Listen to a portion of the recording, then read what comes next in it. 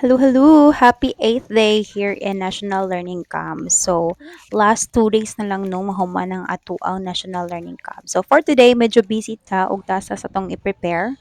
So, currently, nag-print ta para sa atong activity. And then, nag-cut out sad ta kay atong goal is himo na to siyang puzzle. So, natay duha ka puzzle nga ipasulbad sa mga bata. So, the first one is na sila'y solvan nga mga integers. And then every katong makorek nilang answer kay nato siya corresponding letters which is igmapurma nila matubag to ang question sa last one.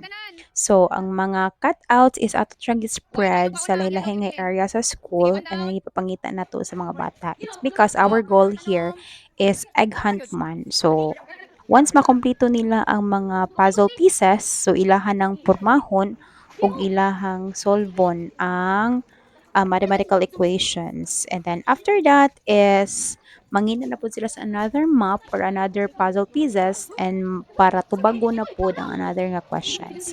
So far, maski pabalik-balik sila og solve, nakuha na tanan perfectly. Alright, so maura to siya karong adlaw. Have a great day everyone. Buyers!